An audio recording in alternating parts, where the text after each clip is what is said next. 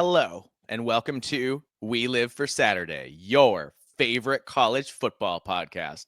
I'm your co-host, Mike, and with me, as always, is your other co-host, John. John, how are you doing this evening?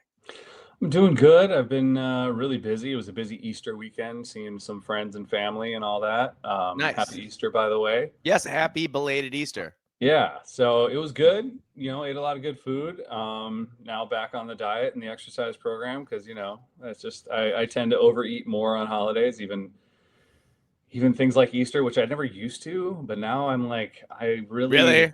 Oh, no, I always made holidays count. Yeah.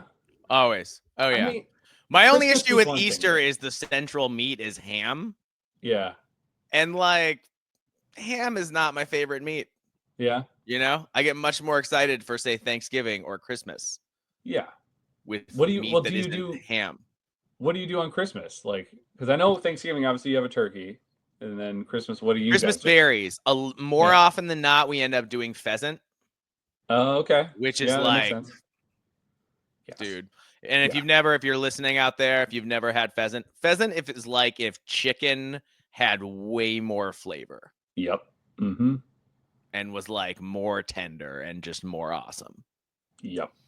So pheasant is great. We eat pheasant strictly. It's funny because it's pheasants that my dad and I have shot hunting.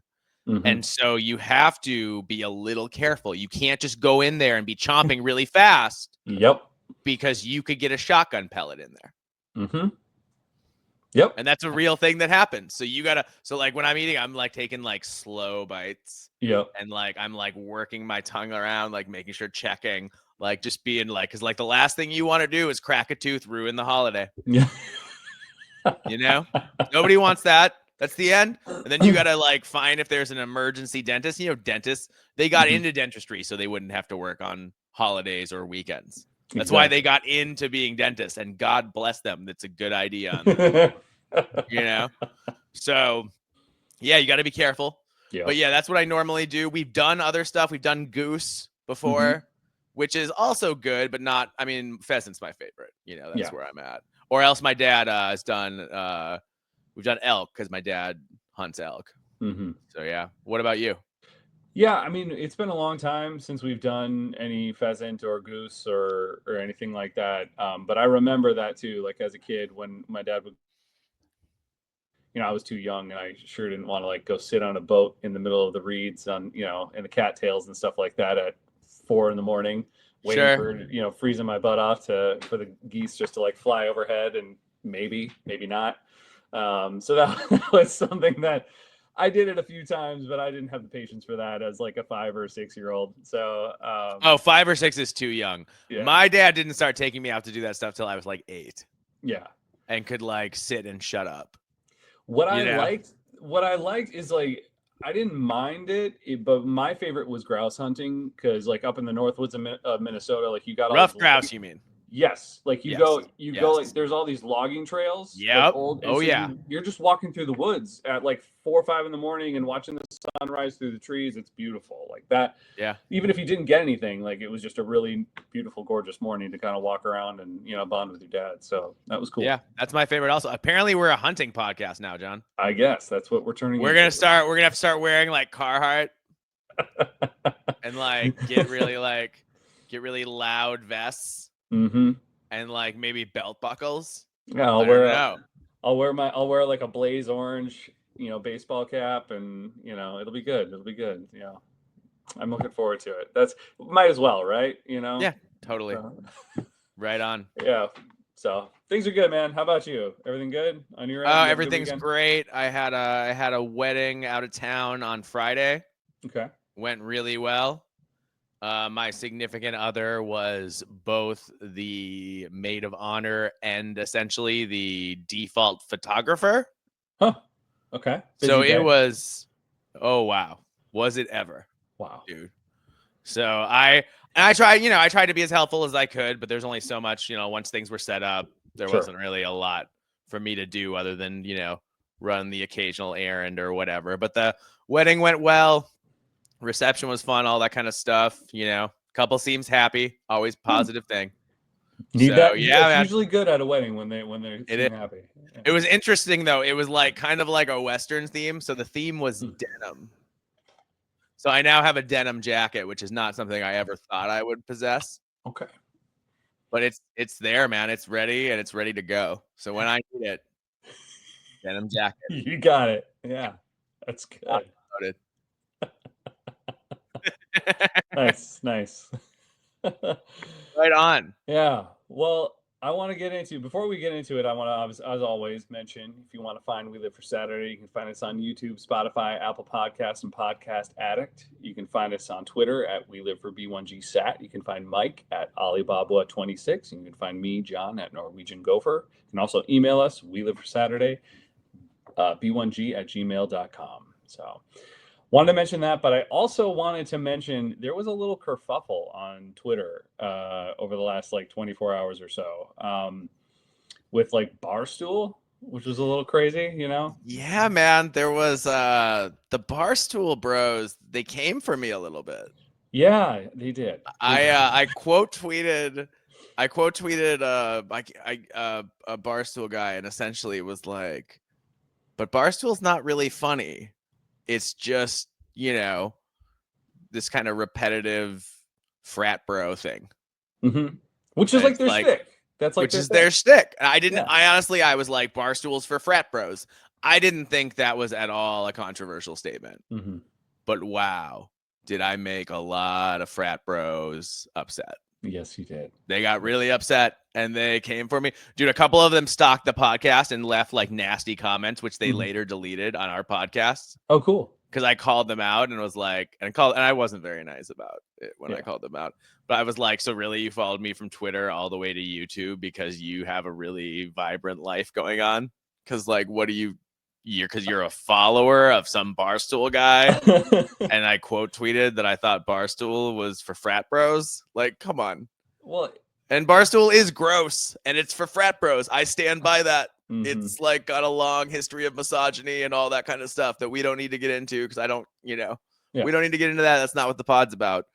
But like, I didn't think that was a controversial statement at all. But I struck a nerve, man, because that guy came at me. He then went to our podcast, took a screenshot of like he found the deepest part of the offseason, which we're in right now, where there just aren't as many people listening to any college football podcast. Everybody's numbers are down, not just ours. Yep. But cherry picked those, like the worst numbers he could find, essentially, and took a screenshot and then was like, "Look at this loser." And all the time we got some more views on our podcast. So really, I kind of think that the uptight, defensive, very much not at all insecure, I say sarcastically, Barstool guys, like maybe this was a good thing. Honestly, now you know about our podcast. And you know what? We will tag you in this pod. We really, and because I want to thank you for helping us get more views, more followers, all that stuff. Feel free to comment anytime, good or bad. Like, you're really helping the pod. So thank you very much for your so please keep attacking us. Thanks a lot. Yep. And also keep picking on smaller creators because that's a super cool thing for you to do. Yeah. People that don't have that amount of money. That don't have big corporate backing. Yeah. Like, and we've been doing this for under a year. But please attack us as if we were your direct competition and had some giant big daddy Dave Portnoy funding you. Because without him backing you, buddy, your numbers wouldn't look so good either, I'm sure. No, I love it. It's always those keyboard warriors, man. They're real brave and real strong. Real tough guy. Real tough guy through Twitter, man. And then and tough guys who try to see. The funniest was, and then the really funny were the keyboard warriors who tagged Dave Portnoy. Yeah. And we're like want him to come with his 3 million followers and come at me. And I'm just like, dude, you guys have lost the plot. What is even going on in your own lives that you care about me this much? Yeah, and I guess friend of the pod, Braden Gall, Possibly. Anyways, we hope so, friend. Yeah. As also like someone tagged him, expecting him to come at us too. But Braden respected our hustle, man. He did. So I Braden was appreciate cool. it. No, someone tagged him and was like, they stole the road trip idea. And we were like, I was like, we immediately said it was Braden's idea. Yep. And that where they could find his pod. Yep. Like, again, you're helping us out. So please. you are. So keep it, coming yeah, out. keep it up. Yeah. So. And you know what? Just for our haters, guess what? I'm going to give a tease. Our Big Ten football concept this week, we're also kind of borrowing from another pod. We are. So if that really bothers you, and we're going to credit them because that's what you do because we're Yep. adults. Yep. And yeah, but it's okay. It's okay to do that because it's a podcast, man. And as long as you get credit where credit is due, you're taking yourself real seriously if you get upset about that thing.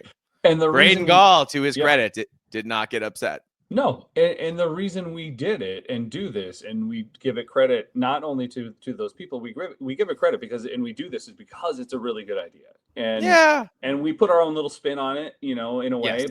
but it's a great idea, and that's why you take it and you give them credit for what they've done, and we just run with it, and it seems to work out well. So, and we have fun doing it. So, thanks guys for the help. Because we come up with a lot of our own ideas, as you know, if you're frequent listeners of the show, we come up with a lot of original ideas, but there's only so many ideas to come up with, and if there are other Especially good this ones time that of we year. can put a spin on, then we're gonna do it. Yeah. Yep. Yeah. Cool.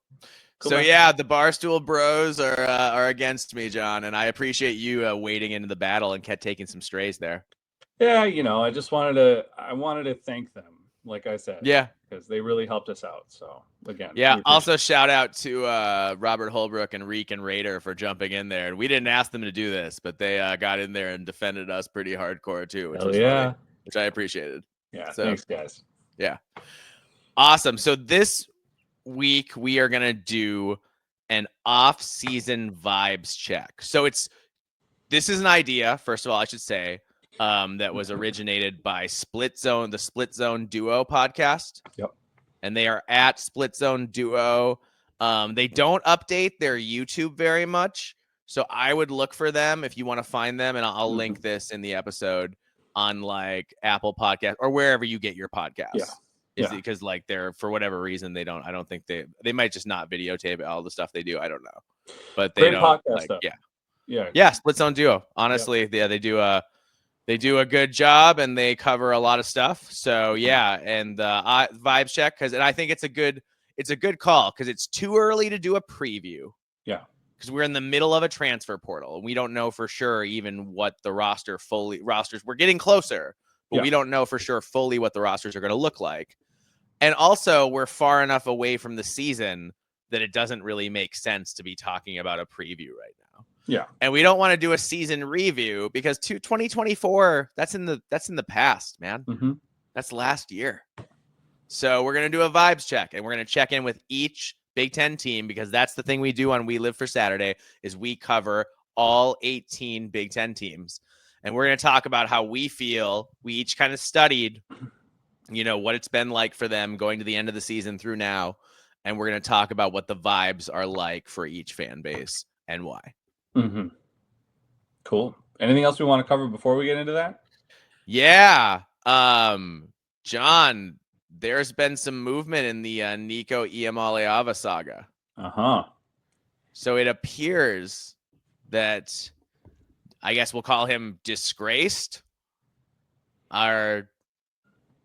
Yeah, that's a little harsh, I guess. So maybe I'll pull off disgrace. We'll just say transfer portal QB Nico Iamaleava from Tennessee is apparently going to be the next UCLA Bruin. Mm. So the UCLA quarterbacks have been informed of that, and immediately the presumed starting quarterback, Joey Aguilar, who had 3 great seasons at Appalachian State before he transferred to UCLA, he is in the portal as well. And I don't know if it's true, but I saw a preliminary report that suggested that now he was going to go to Tennessee. So it'd just be like a trade. But I don't know for sure if that's going to happen. But the point is, this is, John, I view this as, when you're playing, like if you're playing like poker or something, right? And normally you're just going to play and you're going to like bet a little bit and whatever. But some people want to risk it all. Some people want to go after it. Some people want to go all in. And Deshaun Foster, I feel like, is going all in on Nico Iamaleava in 2025. And that is a surprising thing for him to do in year 2 of his tenure. Yeah. Because here's the thing.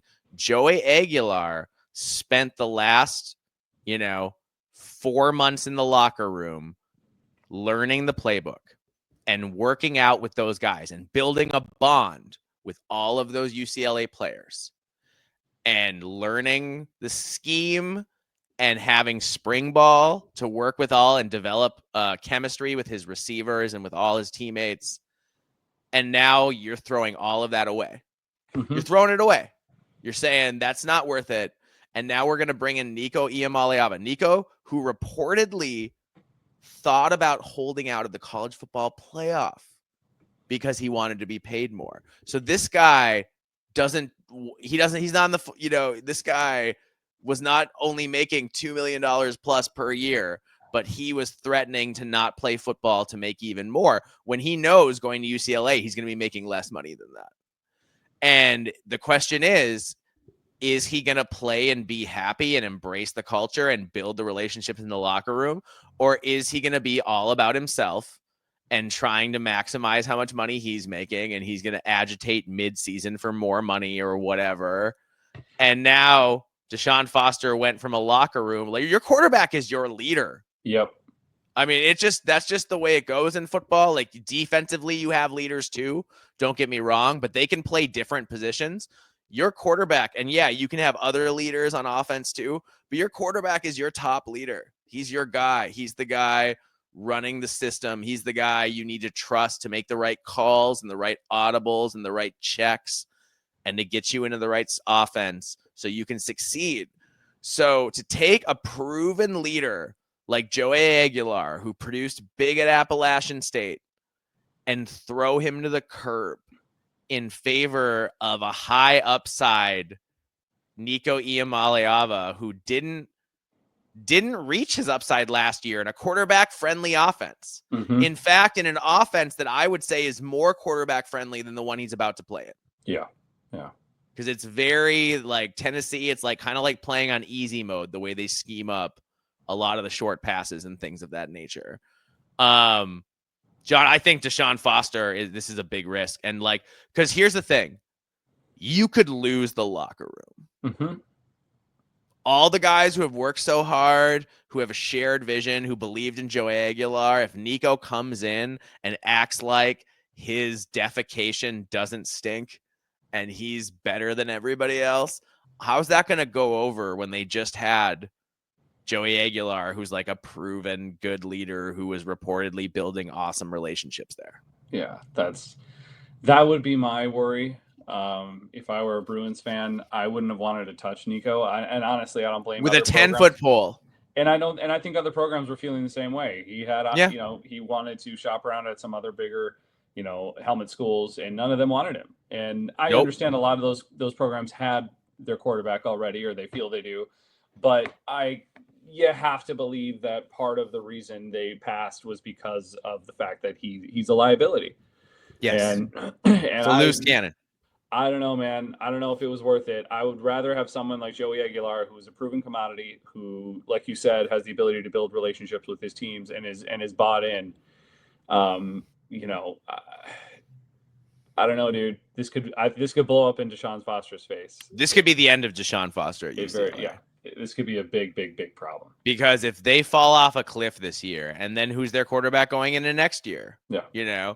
So like, whereas Joey Aguilar, they could sell progress and whatever. And dude, UCLA, they have a tough schedule, and Nico, and he brings up their ceiling though. Like, if he's focused, if Nico comes in and is like, okay, I got to do whatever. This is my last chance.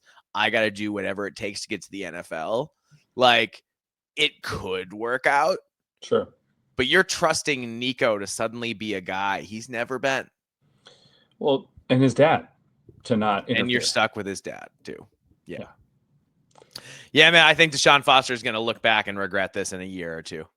Unfortunately, I agree. It's not what I'm hoping for the guy, but I agree, dude. I think letting Joey Aguilar walk was a mistake. Yeah. I think it was borderline coaching malpractice. Yeah. We'll see. All right. Yep. We'll see what happens. All right. One more thing before we jump into, we're in the middle of the transfer portal.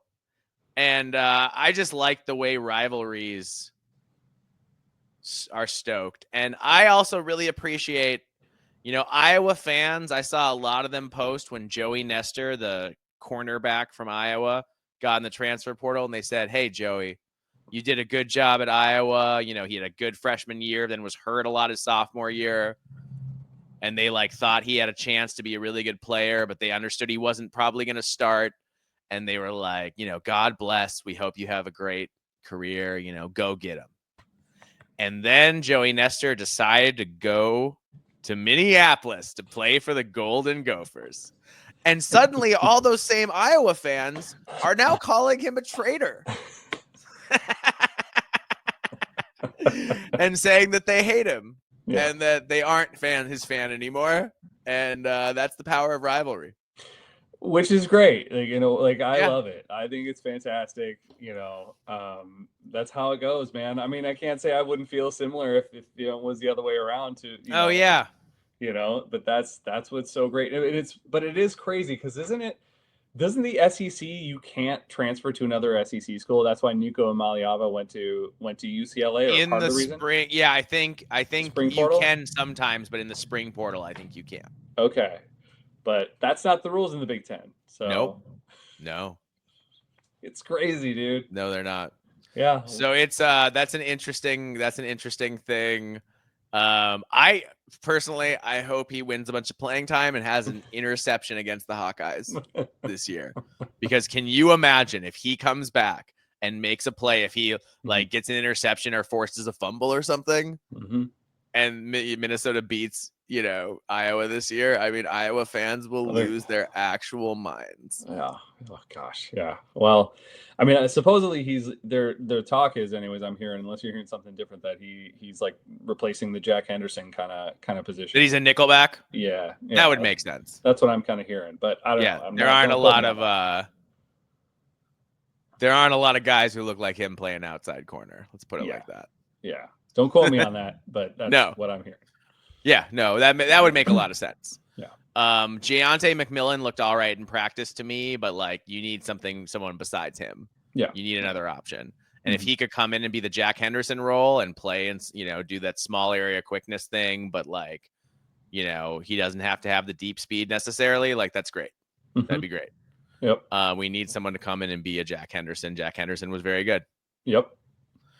All right, so I thought that was funny. And then all the Illinois fans who were worried about Luke Altmaier potentially getting plucked by Tennessee, they're all saying, let's hope it's Joey Aguilar. Let's hope that's real. Yep. Because, dude, there are reports that Tennessee is deep into trying to talk Luke Altmaier. I bet you Bielema is pounding antacids and calling Luke and texting Luke Altmaier every 60 to 90 minutes. I love you, buddy. We're good, right? We're good. I think he just invited Luke Altmaier is living at Brett Bielema's house right now, and he took Luke's phone away from him. He took it away. He threw it in the river, and he's like, no. He's like, you can have it back after the 25th when the portal closes. Yeah, we need to focus. Where we have a possible run at the CFP this year, so and they do, and I wouldn't give that up if I was Luke Altmaier. Yeah, and they do, but I could see Bert being like, "You're living with me. We're gonna lock in, you and me, every night." Yep. Yeah, that's funny. All right, shall we get into our off-season 2025 vibes check? Let's do it. I thought we would mix it up this time and start in College Park with the Maryland Terrapins. So I have the Maryland's vibes as bad. How are you describing Maryland's vibes? How could it not be bad? Like, I mean, like, I don't tell me, and I mean this, like, if there's someone out there, a Maryland Terrapin fan, who can tell me how things are not bad in College Park right now, I would love to hear it. Please let us know. Email us, text us, DM us, whatever, man, because we want to hear it. Because yeah, I don't. It's bad. It is bad. So they went 4-8 last year, which was rough. They got raided of a lot of their best skill players in the portal, including QB Billy Edwards, RB Roman Hemby, wide receiver Ty Felton, starting O-line Therese Davis, starting defensive lineman Lavon Johnson, etc.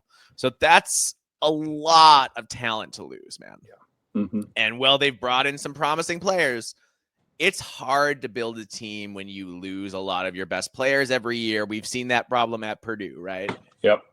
And Maryland is sort of having the same thing where it's like they recruit well enough, right? Maryland recruits well enough, but the retention is just not happening. And it's not happening year after year after year. On top of that, Mike Locksley was involved in a very public feud with now former basketball coach Kevin Willard, who, when he was making a Sweet 16 run with the Terrapins, basically said the quiet part out loud and said Maryland needs to spend more money on hoops and less money on football, and that we're a hoop school, and that he needs more money or he is going to leave. And you know what? He did leave. He left, and I believe went to Villanova, where he doesn't have to worry about football, taking any of his money, and he can get all of that money revenue sharing money for hoops. So that was not great. Mike Locksley said he didn't want them airing their dirty laundry in public, and that he was upset that Willard had, as understandably, right? Yeah. Because it's like they know each other. If Willard wanted to call up Locksley and make his case, he could have done it, but he didn't want to do that. He wanted to make his case publicly through the press, and that's kind of, that is what it is. So if Maryland had been able to keep those key players from last year's roster, it's possible I could muster more enthusiasm for this year's Terrapin squad, right? Mm-hmm. But again, man, I will just be shocked if this year is anything but a disaster waiting to happen. I will be surprised if Mike Locksley survives the 2025 season with his job. Again, Maryland has never had a winning Big Ten record under Locksley. Yeah. His teams also seem to regress as the season progresses. They play their best ball in September usually, and then by mid-October, November, things are, coming apart at the seams. Mm-hmm. So as much as we love covering Uncle Mike, the often jovial, sometimes cantankerous Locksley is on the hottest of hot seats going into 2025. I think it would take a bowl appearance to save his job. And against that schedule, it is an easier schedule, but I just think that could be a tall order because I just don't think they're built to take advantage of that schedule. Again, I've said it before, I'm going to say it again. Watch out for that September tilt against Wisconsin. Both Locksley and Fickle are desperate to crawl out of the Big Ten basement. Whoever loses that game could be in for a long season. Yeah, I'm with you. I just think the problem with Locksley, like you said, with retention, and last year we were going well into fall camp, and they were still not sure who their offensive line was going to be. Yes. So this is a deep-seated issue, man, and so there's issues going on. I don't know. Like, I'm not saying like he's lost the locker room or anything like that, but it just seems like he's lost control and doesn't have the ability to keep it together. I think I don't even think it's really his fault. I think until Maryland finds a way to help with NIL more, I don't think it's fully. Now, it's partially his fault because it's his job to help raise the NIL, right? Yeah. And I just think Maryland, for their next coach, if Locksley doesn't make it, they're going to need a guy who can come in, generate a bunch of enthusiasm, and glad hand corporate donors, glad hand individual alumni donors, and do whatever it takes to get enough money that they can compete. Because Maryland has the money to compete in basketball, NIL. Yeah. They've shown that. They just went to the Sweet 16. They need to same thing that it's the same problem that Purdue has right now. Purdue and Maryland, honestly, John, I think are probably the bottom two schools in the Big Ten, and it's because they have the least NIL. Mm-hmm. Yeah. Like, people would think that Northwestern actually has more NIL than you think they do. Like, there are some rich, like, they don't have a lot of fans, but the fans they have are well off. Yeah. You know, kind of thing. Yep. So I think I think Northwestern's actually a better job at this point than Maryland. And it shouldn't be. It shouldn't be. No, I mean the recruiting grounds that Maryland has are elite, amazing. incredible. That's why Maryland's always got speed and talent. Yep. But if you bleed your best talent every year, yeah, it's like a couple of years ago they lost, or last year was it? They lost Jayshon Barham to Michigan a year before, and like this, just they're always losing their best players, and like that's just not sustainable. Yep. So, yeah. Things look bleak. looking rough in College Park. But hey, at least you got basketball, right? There you go. All right. Now let's go over to State College to talk about the vibes at Penn State. John, I describe the vibes at Penn State as sky high, the highest I ever remember them being in State College. I would say like 420 high. We just had 420. I think they're that level of sky high. And I'm going to tell you why. Yeah. Or first of all, how would you describe them? No, I agree. I mean, this is a team that expects to possibly reach a national title this year. I mean, they fully expect to be in the college football playoff and could possibly win it all. And I think it could happen. I think it's very possible. So yeah, absolutely. Optimism should be running high there.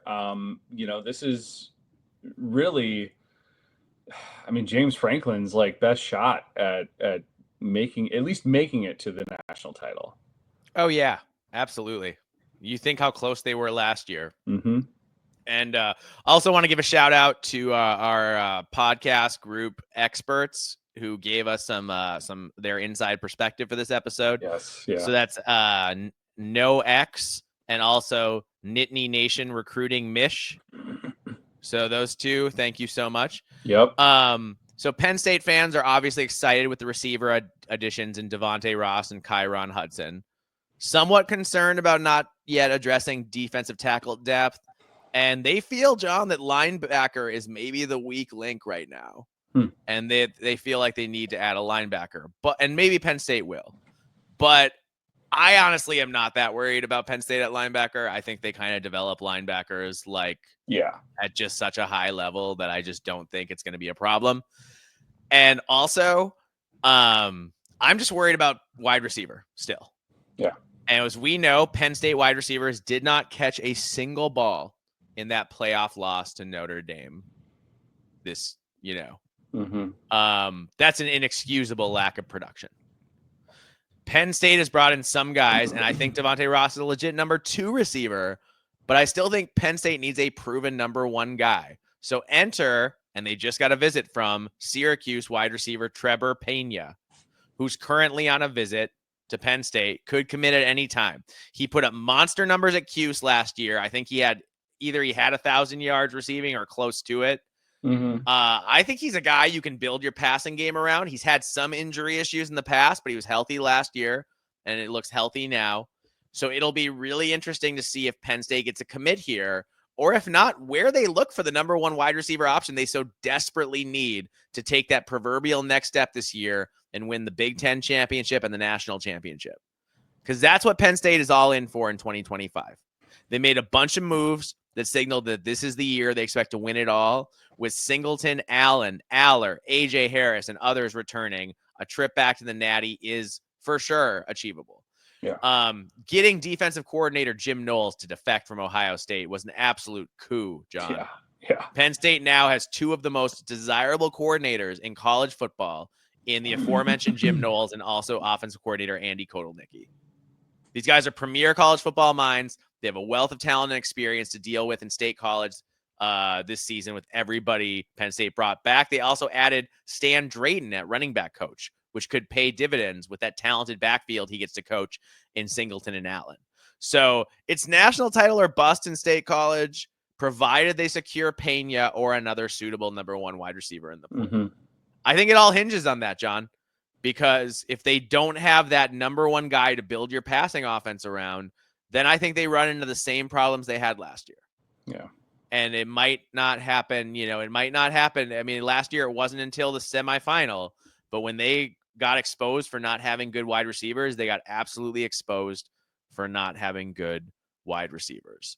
Yep. So, and then my other question is, assuming, let's say they do get Pena or another suitable number one wide receiver option, can Drew Aller consistently throw the ball down the field with accuracy?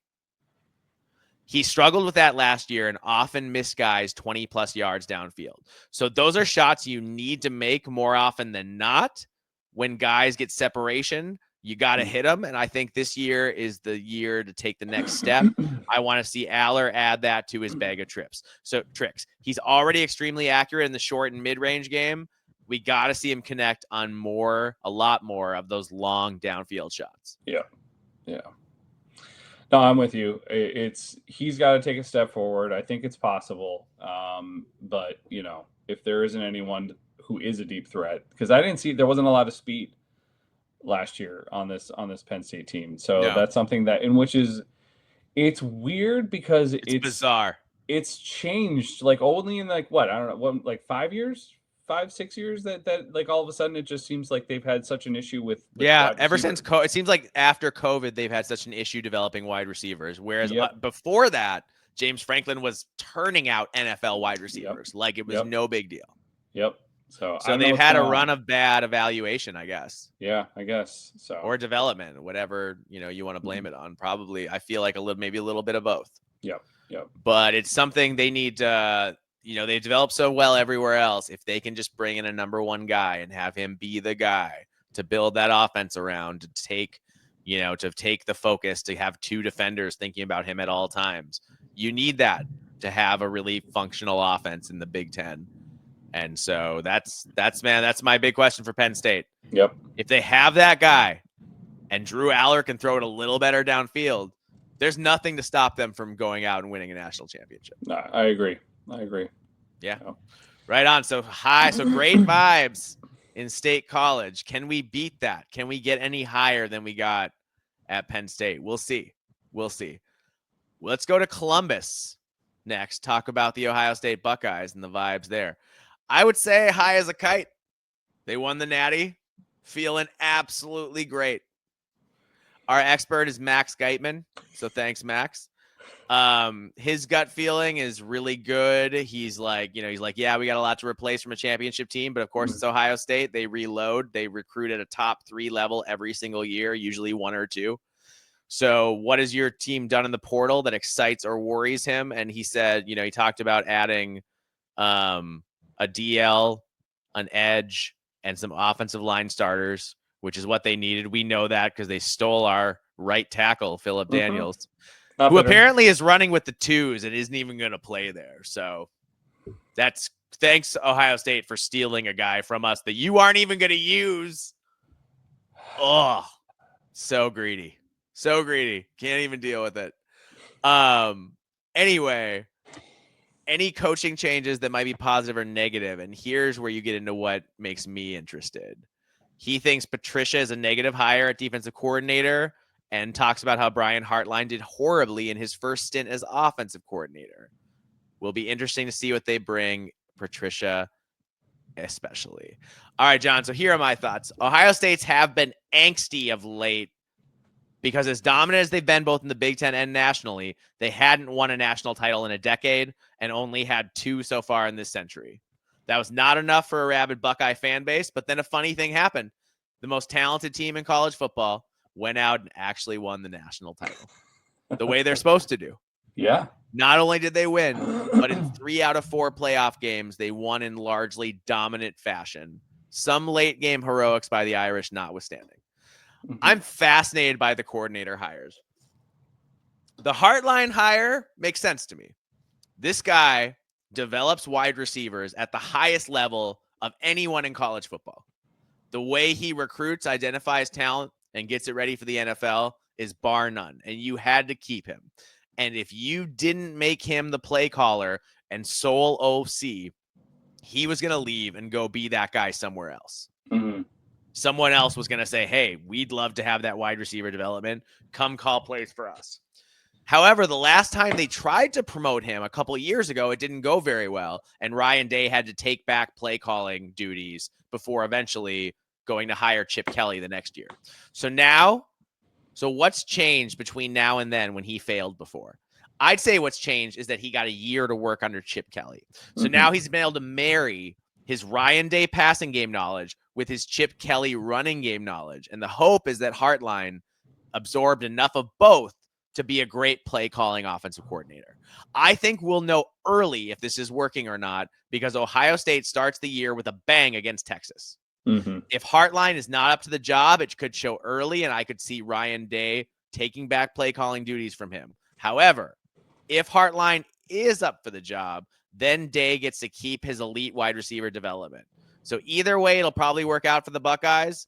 But if Hartline got demoted mid-year, it could set up for his exodus after this year. So a lot is riding on Hartline working out because Ohio State fans would like to keep him on staff for a few more years, if possible. Yeah. So they really want him to succeed as a play caller because it's not just because, again, if you fire him or if you're losing his development at some wide receiver. The Matt Patricia hire, a defensive coordinator, is more disconcerting for me, John, personally. Patricia was accused of sexual assault early in his coaching career, and I'm not sure why a brand like Ohio State would risk being associated with somebody like that in the first place. Also, his results in the NFL were average at best. I'm talking middle of the pack finishes in total defense and average defense. So I'm not sure why a guy who failed to excel at the NFL level is suddenly going to tear it up in college, except for the fact that he gets to coach at Ohio State and has Ohio State level talent to work with. And he'll have every opportunity to succeed. But I'll be watching that Texas tilt. If Ohio State gives up 40 plus points to Texas, I will be questioning the Patricia hire all over the place. Yeah. But if they look good and they win the game, I'll assume he's gotten things figured out. I just can't stress enough how big that Labor Day weekend Ohio State-Texas game is going to be. I'm hoping to attend it myself, so I'm not sure, but I got to figure out for sure if my schedule that weekend is going to work out so I can swing the trip. But so Ohio State has a ton of talent, but they also replace a lot of production from last year. So it's possible they look worse early in the year as the new starters get up to speed and adjust to their increased roles on this year's squad. And John, I went through all of that without even mentioning Julian Sayin. So what do you have to say? I think there's obviously, look, man, there's always reason to have good vibes surrounding the Ohio State Buckeye program. Yes. And if you don't, then that's really on you more than it is on the program itself. So, I think vibes should be high. You should be optimistic. Fully expect them to be in the college football playoff. That's just, to me, going to be a given because it's Ohio State. But I don't know. I'm not right now. I would not say that they're a lock for a national title run. I think that they or at least to make the game. I think I see them going far into the CFP, but I'm not sure that they're going to make it to the title game this year. I have to see a lot. There's so many question marks. So I think there's optimism, but also some, you're just being conservative optimism, I guess, is how I would put it at this point. You just need to see and find out. They replace a lot, especially on defense. Yeah. So it'll be interesting to see. I think Ohio State's going to be a team that's a lot better at the end of the year than they are at the beginning of the year. Yeah. So I don't know though, man. But if they beat Texas, man, if they beat Arch Manning in Texas, then get ready because the Buckeyes are back. You know what I'm saying? Yep. Like any doubts I have go out the window if they win that Texas game. Yeah, same. So, dude, it's gonna be a big game. Yeah, it is. I'm excited just thinking about it. Yep. All right. Now next up. Let's go to Madison. Talk about the Wisconsin Badgers and the vibes. I would describe the vibes as like cautiously and somewhat deliriously optimistic, but also really, really tense and worried. Like you're like, oh, I think things are going to be good, but I've got a pit in my stomach and I'm sweating uncontrollably, and I'm not sure why, and my head kind of hurts, Yeah. and I don't know why I feel this way, and I want to feel better than I do. And like kind of that feeling when like you had, you were at that moment where you had enough drinks and then you had one too many. Mm-hmm. And then suddenly it's a little spinny and awful, and you're like, what happened? And like, I want to feel good, but I don't feel good. And I think I'm still having a good time, but like things just aren't quite right. Something feels off. Yeah, something's not quite right. So that's those are the how I feel the vibes in Madison. How would you describe the vibes for Wisconsin right now? Look, man, I agree. I don't think there's a reason not to have optimism. I don't want to say that. There is reason to be optimistic. Yes. You did upgrade at quarterback. You did your quarterback will now have a better offensive line. I agree with all of those things that I've been told time and time again on Twitter. But it's not, Billy Edwards Jr. comes with his own problems and issues. Like a lot of turnovers. A lot of turnovers in particular. Yeah. And there's just still issues across the board as far as like who these playmakers are going to be. I know that there's some people that they're high on, and I think there's reason to be, but there's just a lot of unproven talent out there. There's no, on the defensive side of the ball, there's no Hunter Wohler that I've seen come through that's proven that's going to come up and be that kind of playmaker and that difference maker, which he was in games last year. I mean, he was a stud for the last 4 years. Yeah. So that's gone. And I'm not saying someone can't come up in the ranks and prove to be that kind of guy, but we don't know who it is. We don't know. And I don't think I think some people have an idea, but I don't think there's anyone out there at this time who truly knows this is going to be the guy. Like, this is going to be it, because we haven't seen it on the field. We haven't seen it playing out. So there's a lot of question marks with this team, man. And I think the offense should be, barring any injuries or whatever, be better. But defense, God, it can't be worse. It can't be worse. But defensively, man, I don't know. I mean, I really have no idea where it's going to stand at this point in time. I think there's reason, like I said, there's reason to be optimistic, but incredibly cautious. And I think there's some people who, are overcompensating. But there's also some people, there's some Badger fans out there too, I think, who are being pretty realistic as well. They're hoping to make a bowl game.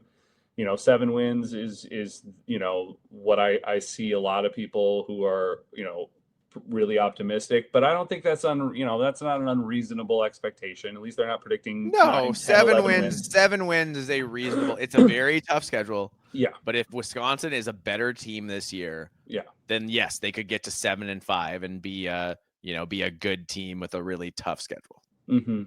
But they're not. I'm not seeing a ton of people talking like there's not like those totally unrealistic expectations like we've seen from some other fan bases about 10 wins, college football playoff, here we come. Yeah. Not to say there aren't some of those, but it's not an overabundance. I think as much as we have our issues with Badger fans, I think they still live in a more realistic world than some. So I appreciate that. But I would be nervous. I would be very, very nervous. I would be hopeful and optimistic, but if things all come falling apart early on in the season, I don't think I would be surprised either. I think I'd be like, yeah, okay, so this is not it.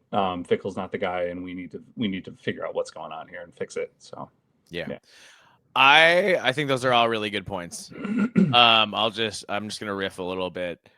Offense hopes to be improved with the renewed focus on the run, right? My issue with that is that who is the bell cow back? Because if you're going to be a run first offense, then you need a bell cow running back who's just flat out better than people and can get you tough yards on a regular basis. Who is that guy? And they would say Dupree, right? Mm-hmm. And I would just say we haven't seen it yet in games, So and I don't remember the hype about him coming in matching. Everyone's saying now he's a bell cow back, but I don't remember that when he came in as a recruit, people saying that right away. So I'm like a little suspicious of it, because it feels like they're trying to force it. Like the couple that post on social media about how like happy they are together, but really they're fighting behind closed doors all the time.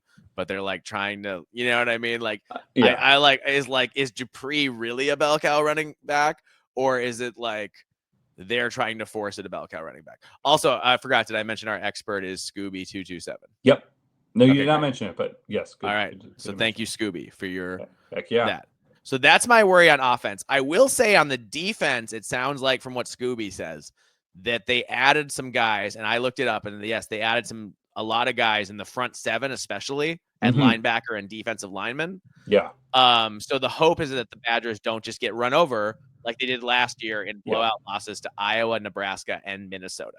You know? So I gotta be honest, man.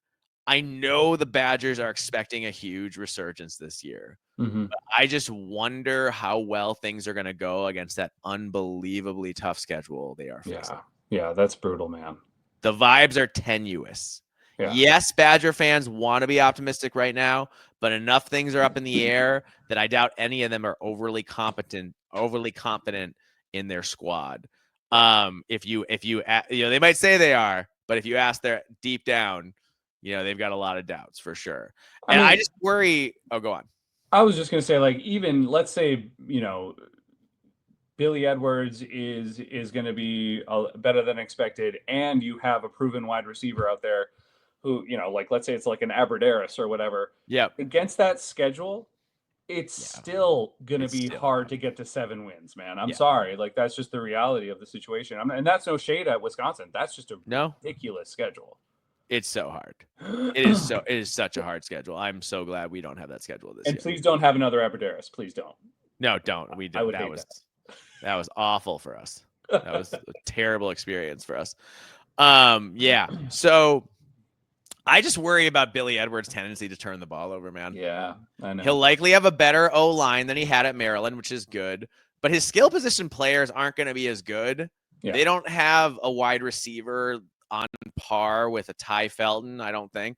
Or Caden Prather. Yeah. I don't think they have a guy like that. I want to see a go-to wide receiver emerge and also another wide receiver they can rely on. They need that bell cow running back like we talked about. That said, Wisconsin could be one of the most fascinating teams to watch this year as their season could they could show a lot of improvement or it could turn sour and they could fall off a cliff. Yeah. Like, I genuinely don't know. Like, if you told me Wisconsin got to 7-5, won their bowl game, and made it to 8-5 and had a decent season, I could believe that. And if you told me that the bottom fell out and they lost that opener to Maryland en route to 4-8, I could believe that too. Yeah. And Fickle getting fired. Like, I think I do think it's that on a razor's edge. It could go either way. So it's going to be they're going to be must-see TV for me this fall, John, because I'm curious to see where they're at. Oh, absolutely. I mean, Fickle's coaching for his job. And to me, man, a successful season with that schedule and with the personnel you have right now as I see it, and I'm not, as connected as someone like Scooby, but like, as I see it, 6 wins would be a very successful season. Yeah. Yes. 7 would be exceeding expectations. Let's just put it. 7 would be like, look out, everybody. Luke Fickle's got it turned around. Yes. I do think that's legit, especially if you win the bowl game. And you get to 8-5. Yep. Yeah, I think that would be really big. So yeah, Wisconsin, the vibes are it's that tense optimism. Like when you're ahead in a basketball game, but it's only by 1 and the other team has the ball. And if they score, you just lose. Yep. I feel like that's where Wisconsin's at. Only it's for their whole season. Well, I think it's what other option do you have right now other than to try to remain optimistic, Yeah, this man. is your last shot. And for Fickle. Yeah. So otherwise they're going to be back at the drawing board wondering what to do. Yep. All right. I say we go to the champagne room. Okay. Let's talk about the Illinois Illini and the vibes. And the vibes there, I'm going to describe them, John, as absolutely immaculate. Yes, they are. How would you describe the vibes in Illinois? I think right so now? too. I think Bert is just sitting back with a big cigar in his mouth, and he's just Yeah. chilling. He's got a glass of scotch or bourbon, Ooh. whatever. Yep. He is just loving his life right now. And Yeah. well, possibly. Possibly. I think As he's long as disaster doesn't strike, and by that I yes, mean that Luke Altmaier doesn't get poached by Tennessee, that would yes, obviously be terrible and would ruin all the vibes. yes. But saying that Altmaier's there, he's not going anywhere. Yes. I think he is sitting pretty. He's excited. He's fully expecting at least another 10-win season. And Yeah. frankly, so do I. I think it's very, very likely. I mean, Illinois could be the second Big Ten quote unquote basketball school to make the college football playoff. Last year we had Indiana. That was This really year- hard for you to say. That just the look on your face. It seemed like that was difficult. Dude, if another basketball school makes the playoff before the Gophers do, it's like how I felt when Iowa was made it to the Big Ten title game and it was one play. I'm like, oh my God, it's fourth down. And it hit me. I was like, if Iowa scores, then they're going to go to the Big Ten title game and be undefeated and go to the college football playoff. Mm-hmm. Or sorry, they're going to win the Big Ten title game, win the conference, be undefeated, go to the college football playoff. And thank you, Sparty. They got that stop. And then they went. And that was, much better. But yeah, dude, it's Illinois is in such a good spot. They've got 18 starters back from a 10-win team. They beat South Carolina in the Outback Bowl, which nobody thought they were going to do, to go 10-3. You got pair that with a really favorable schedule. And, the expectation is that Illinois could make a playoff run. And Altmaier's one of the best players in the Big Ten at the QB position. The defense is very good. The skill position players are a little unproven, but I think they have guys to get the job done when surrounded by so much experience on the line of scrimmage. Yeah. So Illinois feels like a college football playoff contender. They should be feeling awesome. And John, I have got circled that early game, Illinois versus Indiana, which I believe is in Bloomington, I want to say off the top of my head, but I'm not sure. Yeah.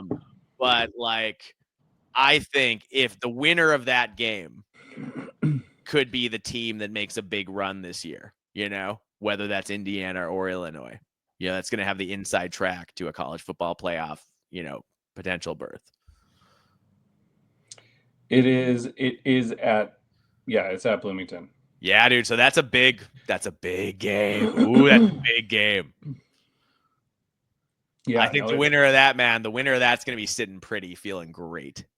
Oh, absolutely. And look, man, we talked when we've said this a million times. Bert is back, and this is what he was meant to do as coach in the Big Ten. And I know a lot of people say that, and so look at what he can do.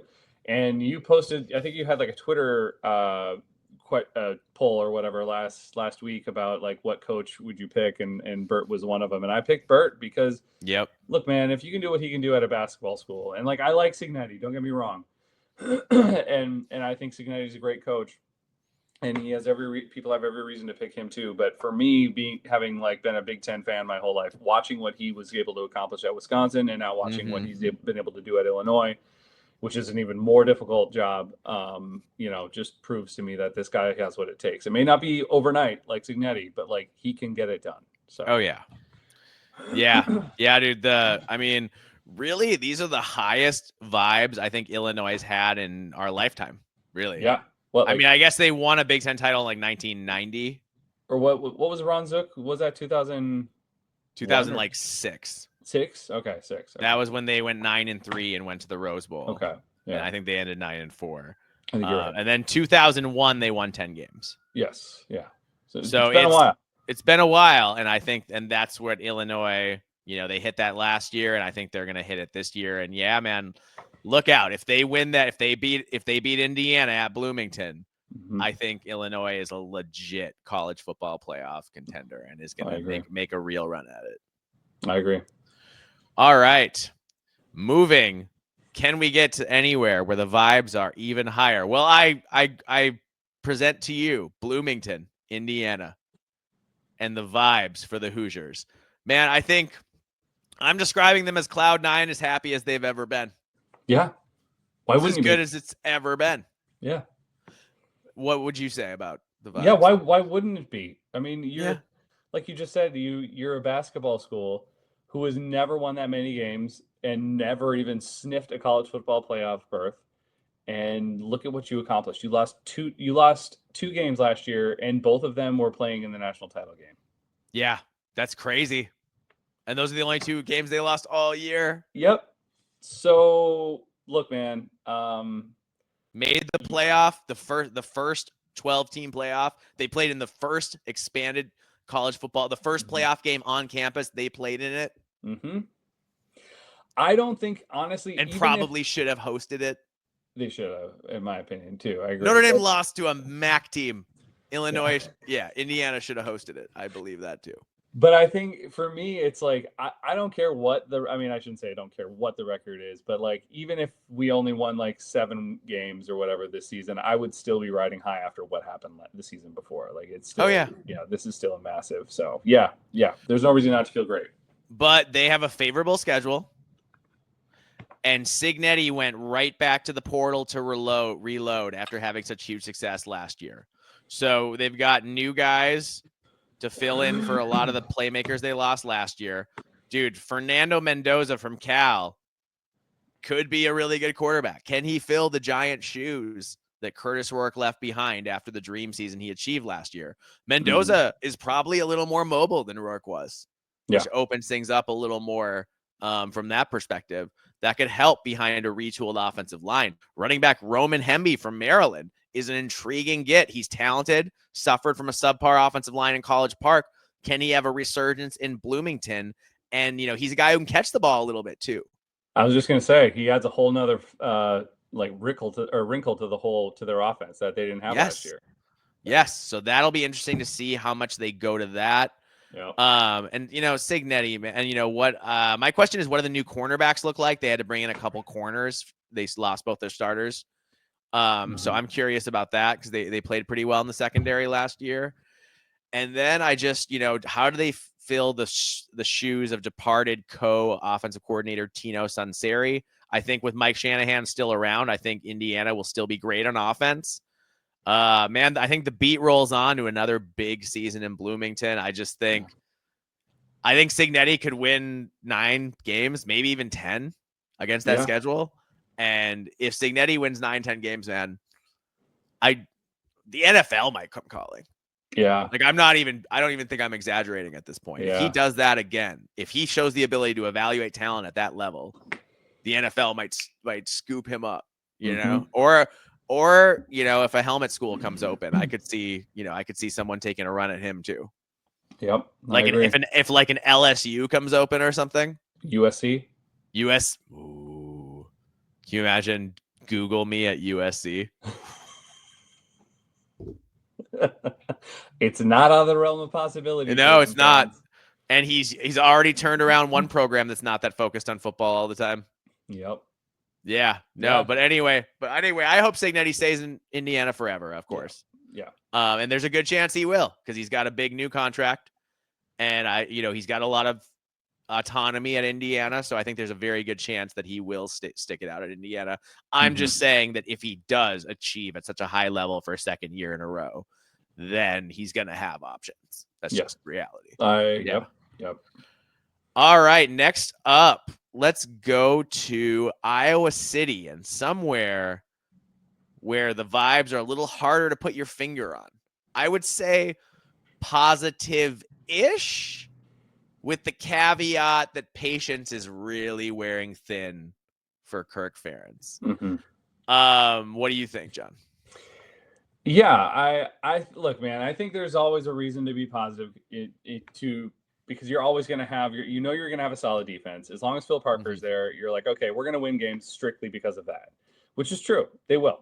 And but I think even if they do win and their offense improves, I think Iowa fans are just so tired of the same thing. And not only I think like just seeing the same thing on the field, like time and time again, and watching an offense just barely produce anything, other than Caleb Johnson, of course. Like I'm not going to try to ignore that. He was outrageous, but he's gone. Yeah. that withstanding, they want to see a passing game. Even last year, even though they had Caleb Johnson, they still wanted to see that passing game do better than it did, and it did not. It didn't produce.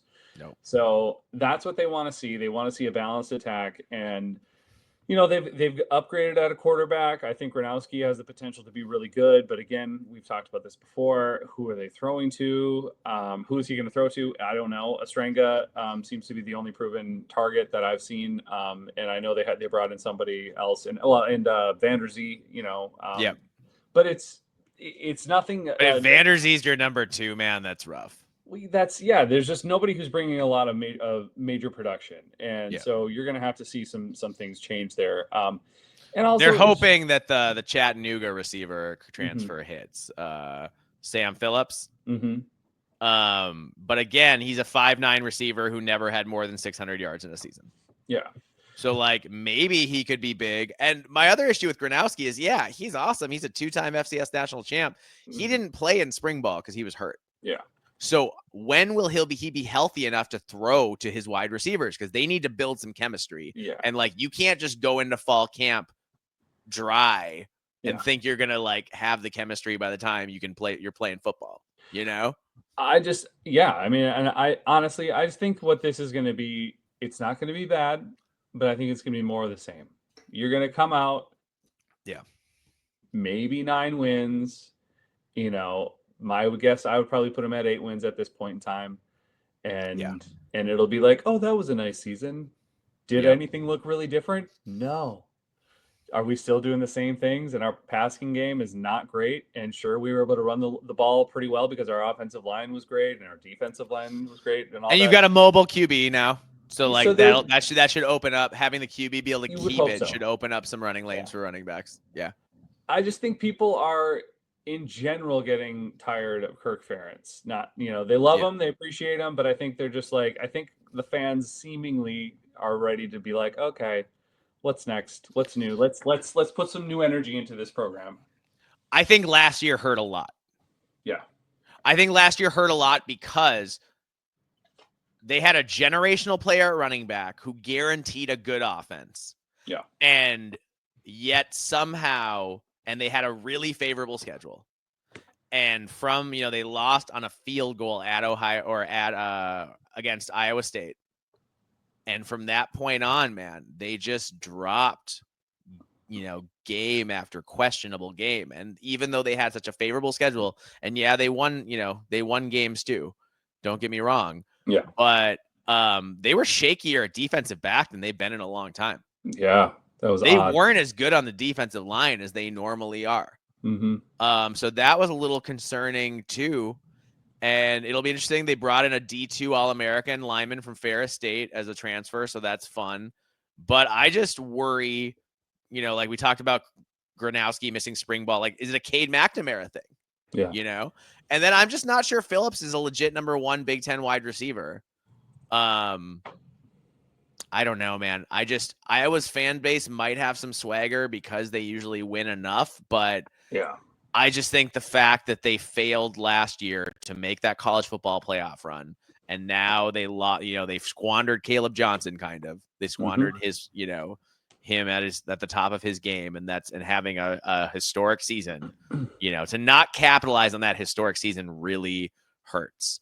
Yeah. So while the vibes are relatively good, I do think that it really hurt Kirk Ferentz to not have Kirk Ferentz usually has enough big seasons to make the fan base love him again.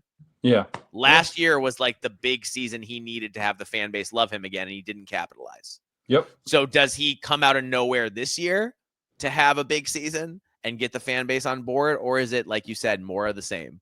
And we see them go 7-5 or maybe 8-4 and against a schedule where it's not that tough. And you're thinking, oh man, we left, we just weren't that great again. Yeah, I just look, man. I it's an inevitability at this point in time that Kirk's days are being counted, and it's he's running out of time, and I don't think he's running out of time as far as to prove anything. I don't think he has anything left to prove. To no. He's a Hall of Famer for sure. Yeah, so I think he's just seeing how much he can get out of it at this point in time and still do what he's doing, and until they, shove, he retires and they push him out the door, Yeah. But it seems that the fan base is kind of more than willing than I've seen them before to bid farewell and say thank you, but let's move on. So yeah. Right on. All right. Should we talk about go to East Lansing, talk about the Michigan State Spartans and the vibe there? I have them as like a little worried, but still hopeful. Yeah. Like, I feel like they're like, it's like you had a test and you didn't study enough for it. You just didn't have time. But you still know, you knew the material pretty well, and you just think you've had this teacher before and you know what to expect from him and kind of the way he structures things. And so you think it's going to go well, but you got that pit in the bottom of your stomach because you're just not sure. You're just not sure. So that's how I think. How would you describe the vibes in East Lansing right now? I hear you. I get some of the trepidation, but I also think I don't think there's any reason not to be optimistic. I really don't. Yeah. Now what that is, other than the fact that, I guess for me, my new Hudson card, Aiden Childs, yes, is, who I think could be absolutely electric. Yes. I think you see that there are pieces there. There's pieces on the coaching staff. There's pieces on the field. It's just putting it together. And Jonathan Smith is known to take a year or two to kind of get that stuff together.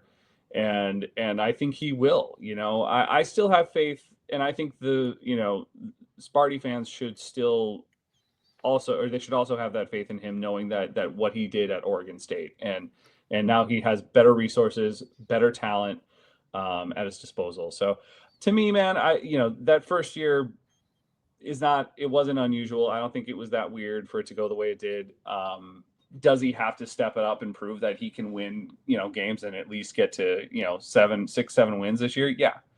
But I think he will. I do. I think that's going to happen. So I think there's reason to be optimistic, and then hopefully continuing to build and see the development of Aiden Childs, and maybe in, year 3 of Jonathan Smith and Aiden Childs, it'll be just, they'll be competing for the Big Ten championship. Who knows? Could be, man. It could be for sure. I think that's I think you make some really good points there. Last year was kind of ugly. They went 5-7, got blown out multiple times really badly. But they showed some promise. They upset Iowa. And the hope is that Aiden Childs, your boy, takes a big step along with now sophomore, formerly true freshman wide receiver Nick Marsh. Yeah. Because Nick Marsh flashed like a guy who could be the number 1 receiver in a Big Ten offense. Yep. So is he ready to be that guy this year? I have a feeling he will be. They're also hoping for production from transfer wide receivers Amari Kelly and Krishan McCray. So Sparty actually took a couple more receivers too, which shows you what Smith thought about the talent in that room when you take like 4 transfer receivers. So the question is, will we see the upgrade in this year and the passing game's consistency? And did they find anybody besides Nick Marsh who can consistently make an impact? I think that's going to decide kind of what the ceiling is for the Spartan team, if they do have multiple options at receiver or not. And then, man, running back, Elijah Tolliver is probably in line for a big role too. I'm interested to see him play and how his game translates to this level. He can catch the ball too. So is that something we see more from Sparty this year to keep teams off balance a little bit? So Jonathan Smith typically improves things in year 2. Man, I'm beyond curious to see what Sparty can manage against a very tough schedule this fall. It's a very tough schedule. But if they could make a bowl, like even 6-6 in year 2 against the schedule, I think you have to take that as a win for sure. Yeah, I agree. I think optimism is warranted. Not overconfident or anything like that, but I think there's a lot of reasons to be optimistic when it comes into the 2025 season. Right on. Moving right along. Let's stay in the state of Michigan. Let's go over to Ann Arbor, talk about the Michigan Wolverines and the vibes. John, in I want to say 2000, sometime between 2006 and 2008, the band Jack White's side project, the Raconteurs, put out a song called Steady as She Goes.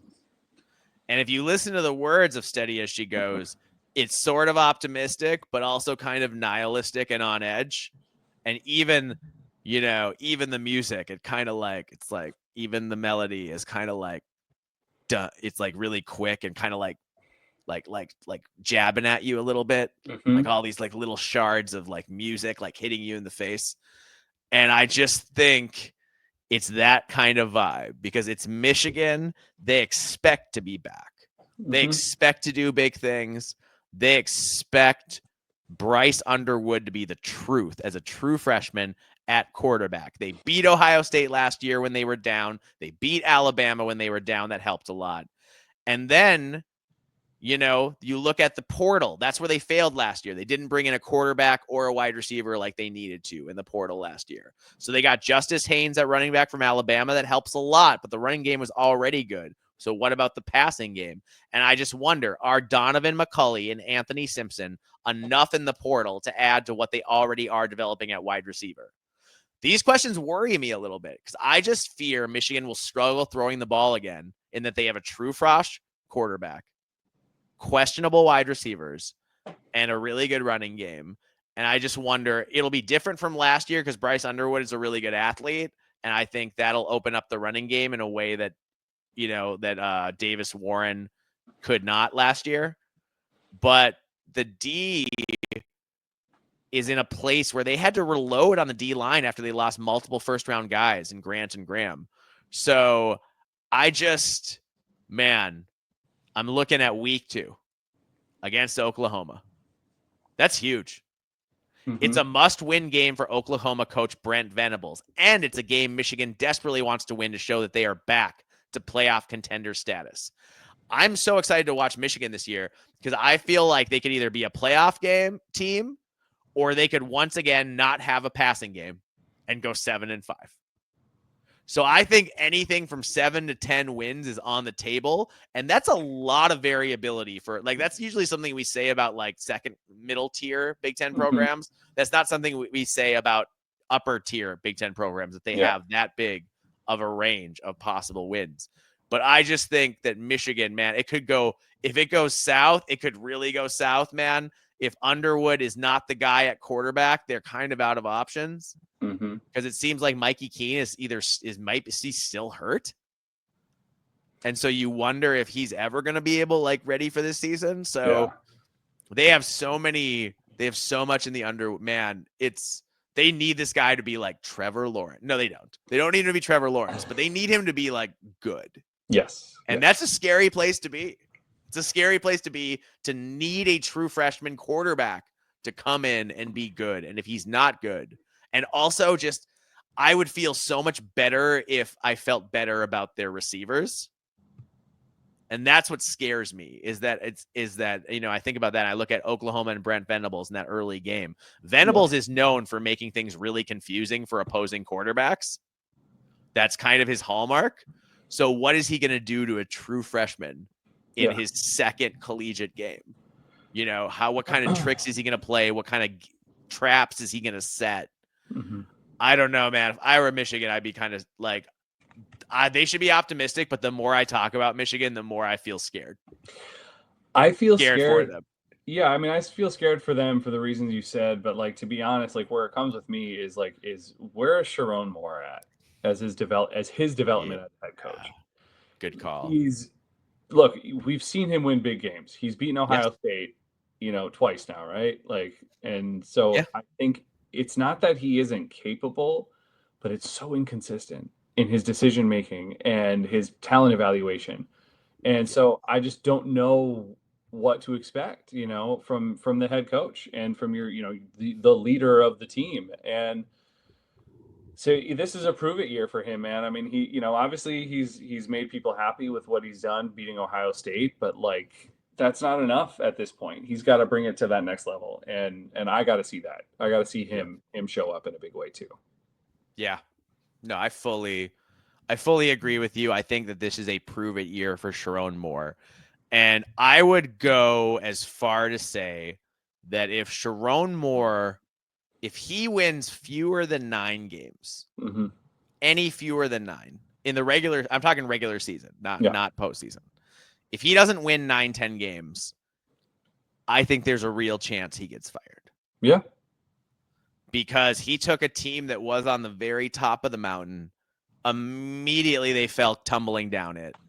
And if they can't bounce back in year 2, then you just think about the trajectory of the program. And do you want to risk a year 3 and 3 straight years of Michigan being essentially irrelevant and bottoming out at the national level? Yeah. That's not acceptable at a program like Michigan. So no, it's not. Yeah. And I just think it's a real question. Yeah. It's a real question what's going to happen. And dude, Michigan is going to be, again, so exciting to watch. Yeah. Because we have no idea, man. Yeah. And they could look different, not just from game to game. They could look different from play to play, from drive to drive. You know, like they could be, especially early that first half of the year with Underwood. It could just be, man, I wish we played them in September. We don't play them at all, but I wish we played them this year and played them early. Yeah, I know. Yeah. I mean, the jug should be in Minneapolis right now, but we got robbed last year, but we won't go into that right now. Michigan fans, we recovered that onside kick. That was ours. That should have stood. All right. Speaking of, man, how about we go to Dinkytown and talk about the Minnesota Golden Gophers? Okay. I describe the vibes for Minnesota as feeling elite, baby. How do you see the vibes in Minnesota right now? I think they're good. I really do. I think the vibes are good. You know, despite what some people want you to believe on Twitter, the vibes are really good. I think they're positive. I think there's a calmness as well. Yes, that's a good way to put it. There's a calmness, a confidence, a steady confidence, not like, oh man, like, oh, this is going to be great. This is going to be the best team ever. But like there's a reliability factor. This, like, you know what? The pieces are there. Everybody's ready to go. We've added some other good pieces that are going to be able to contribute right away. And it's going to be a solid team. You know, I'm not going to say that, you know, Minnesota's going to win, you know, 10, 11 games and make the college football playoff. But I think this team is fully capable of winning 8, 9 games. Yeah, absolutely. You know, I would say right now, just where regular season, you mean? Regular season, 8 games would be something I would predict right off the bat. And I would have no fear of making that prediction at all. And I think 9 is incredibly achievable. So, you know, I think there's a lot to be positive about here in Dinkytown. So, and I know I've got bias, but there really isn't anything that I'm super concerned about. I mean, I know maybe some depth in some positions, but like, I don't know. I don't feel bias. We have bias. Yeah. For those of you just on audio, that was me showing off the Gopher shirt I'm wearing. The toe tap. Yeah. Yeah. Yeah. So yeah. Anyway, so that's where it's at. Like, it's not that problems can't happen, injuries, obviously, what have you. But barring all of that, I think the Gophers are set for a really, really good season. Yeah. Yeah, I do too, man. Minnesota did a really good job. If you look at the vibes the last few months, they did a really good job winning back the Axe from Wisconsin in dominating fashion. Largely dominated the bowl game. Ended up 8-5. Sure, it could have been 10-3, 11-2, but such is life. Yeah. Gophers did a good job in the portal, bringing in a transfer cornerback to compete immediately to start, potentially opposite Zaquan Bryan, and also bringing in running back AJ Turner from Marshall. Turner has game-breaking speed, and he could be a little bit of a lightning to go with Darius Taylor, who has amazing short area quickness, but doesn't have that deep speed. That's a different threat. The Minnesota run game hasn't really had over the years is a guy who could take it the distance. Sean Tyler was supposed to be that, but he couldn't hold on to the ball. So we never got to find out if he could have been that or not. Minnesota did a great job, I thought, replacing their top 2 receivers in the portal, you know, bringing in Javon Tracy, who dominated at Miami, Ohio, you know, to be the number 1 receiver for the Gophers. I think it's, you know, we talked about how key it is to have that wide receiver to build your passing game around. And I think Javon Tracy is that guy who can produce even when he's double teamed kind of guy, you know? And I'm really excited to see him do that. Also, Logan Loya was a very good slot receiver at UCLA, and he's a senior, so he's got a lot of experience. He likely starts in the slot there. And then it's a matter, man, of who wins that number 3 spot, whether it's old, reliable Lemeki Brockington or exciting Nebraska transfer Malachi Coleman, who was making big-time plays in spring ball and getting people's attention. Also, Christian Driver, Donald Driver's son, Penn State transfer, appears to have taken a big step forward this spring. And he looked electric to me, man. He's got different. His athleticism is different. It's different when he's got it. So when he's got it going, he's got it going. And he looked improved to me. Minnesota still looking to add some D-line depth as well as a potential starting rush defensive end. Their speed. Minnesota sort of breaks it up between the rush D end, which is the speed D end, and the power D end. So it's big for them to close on some guys soon to supplement the roster they have, but they are getting a lot of visits and things with guys. So I have a feeling they're going to get that defensive line depth and also find a starting, caliber rush D end in the portal. It sounds like they have the money to go get that. So I think they're going to go do that. But man, the most exciting part for me, we can talk about everybody else, every other position, but quarterback Drake Lindsay, man. I mean, he looks amazing in the open practices, and he looks like the truth. And while I expect some first-year starter mistakes, I'm sure he's going to do some things. I'm sure at some point he's going to cost us a game. He's going to throw a pick late, and in my stomach, I'm going to vomit probably. Or at least the bottom of my stomach's going to drop out, and it's going to be terrible. But wait a second. I thought Zach Pyron was our starter, and he transferred because there's obviously issues and problems, and that's the way it was going to be, and everybody totally knew that and believed that nationally, everywhere. It was Zach Pyron. He was the guy, so not Drake Lindsay. Yeah, Zach Pyron has now transferred. He was reportedly running 4th at Minnesota, and he was never meaningfully in the competition. It was always going to be Drake Lindsay. No matter what, even if Pyron was looking better, it was never not going to be Drake Lindsay. It was It was Drake Lindsay is too highly ranked recruit. He's too talented. He's got too much arm talent. And reportedly, and from what it looks like reports also, he really knows the offense. And he's making checks, and he looked comfortable getting into and out of stuff, into different plays, into different looks. So that's really encouraging as well, going through his progressions when he's throwing. So rarely, to have a quarterback who's both accurate and has a giant arm is just not something you get very often. And I don't think we've ever had, like I said, he's the biggest arm we've had since Adam Weber. And I think he has the potential to be more accurate, more like Tanner Weber was before COVID. Yeah. That level of accurate. So I'm really excited, dude, about Drake Lindsay. I just think the sky's the limit for him. And I have a feeling in like mid-October, you and I are going to be emptying our piggy banks and taking some spare change to donate to Dinkytown athletes for the football team, because we're going to know that Drake Lindsay is going to get some offers. Yep. And so the whole fan base is going to need to come together and be like, okay, let's donate cash. Let's get it going. Let's keep him, because I think he's that kind of talent. And so I'm going out on a limb with Drake Lindsay, John. I'm saying I think he's going to be the truth. I think he's going to be the best redshirt freshman quarterback in the Big Ten this year. Yeah, I agree. And I'm with you too. I think there's definitely, he'll make some mistakes and he could cost us a game or two and it's going to hurt, but everyone's going to see what's there and what's coming. Even if it's not necessarily all together this year, I think you're going to understand why PJ was so high on this kid. Yeah.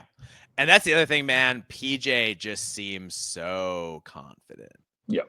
Like he seems so relaxed in his interviews. I mean, he did that interview with the Pair to Spare podcast, and he sounded so chill.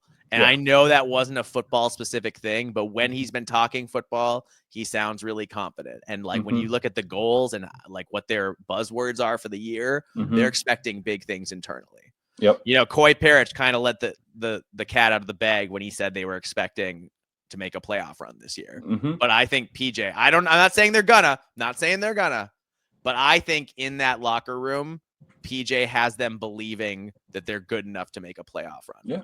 Yep. And that's exciting. Yep. I agree. Yeah. All right. Should we go to Lincoln and talk about the Nebraska Cornhuskers? Let's do it.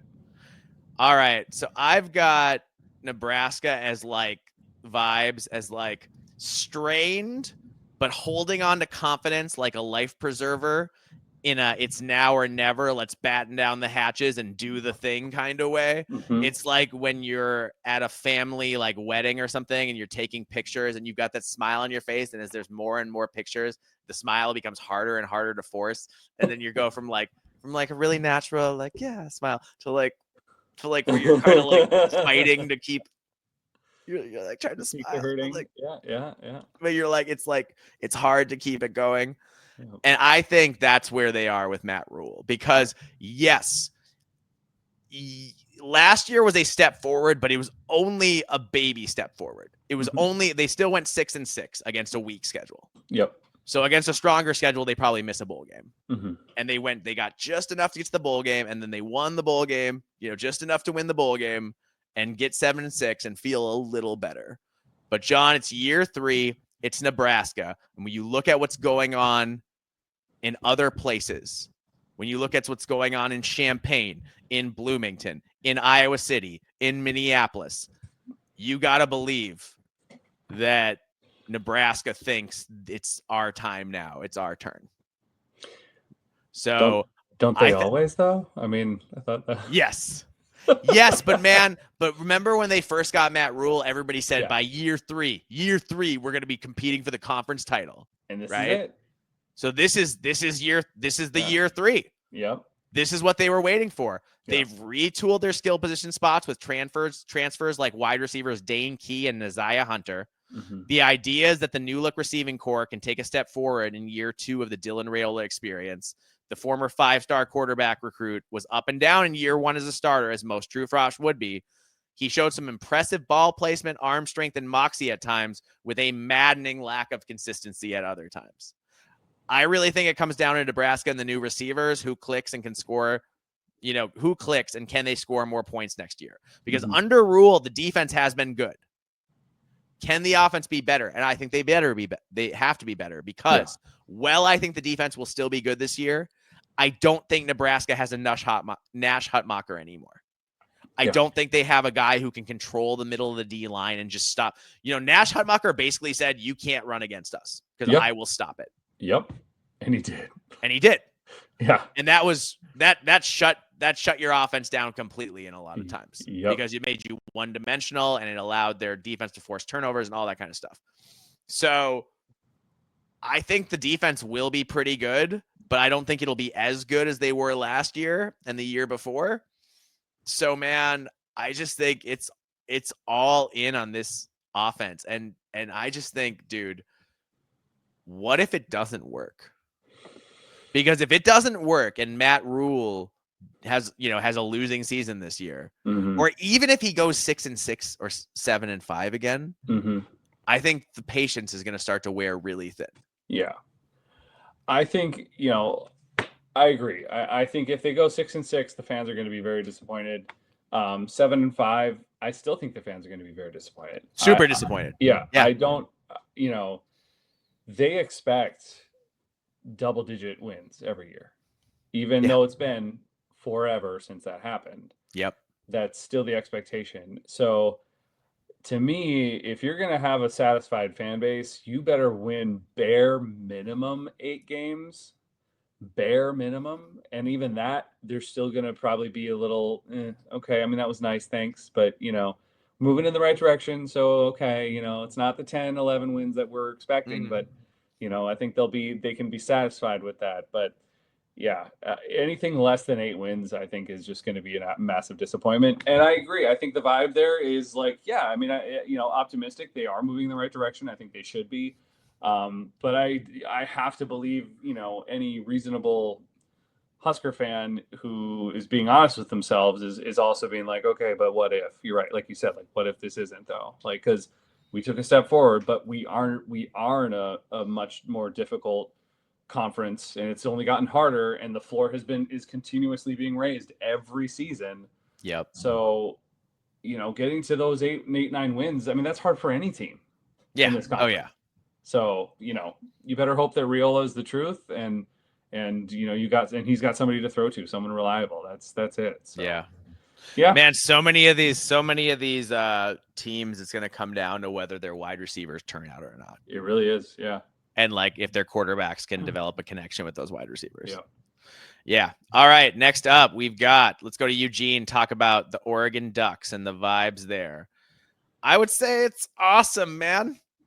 Yeah. Oregon is like it's like you're at a party and it's awesome. But at the same time,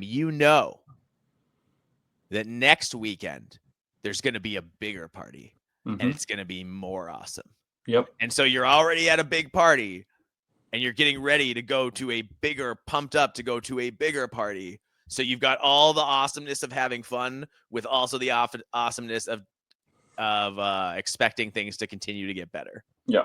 And I think that's where Oregon is, man. They had a dream season. They went undefeated, won the Big Ten in year one. Absolute miracle. And then they ran into a historical juggernaut in Ohio State. A historic juggernaut in Ohio State in the Rose Bowl. Got absolutely destroyed by the Buckeyes. That said, man, a conference title in year one in the Big Ten. That's huge. What feat. That's incredible. They should be super excited to take another shot.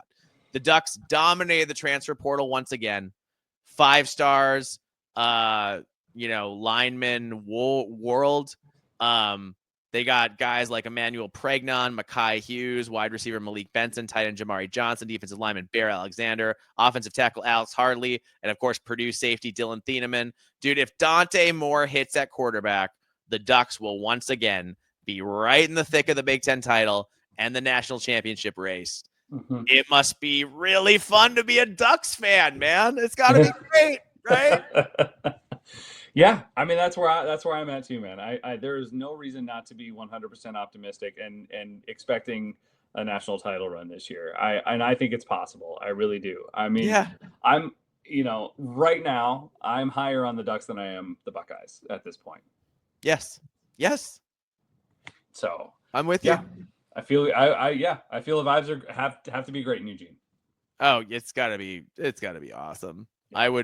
I would go to a game there this year and watch us, but I just don't want to go on the chance that we get our doors kicked in. Yeah. Not excited. Friend of the pod, Phil, tried to get me he was like, let's go to the Minnesota Ohio State game. And I was like, really? I want to go see Minnesota play Ohio State in the shoe where we haven't beaten you since 2001. Yeah.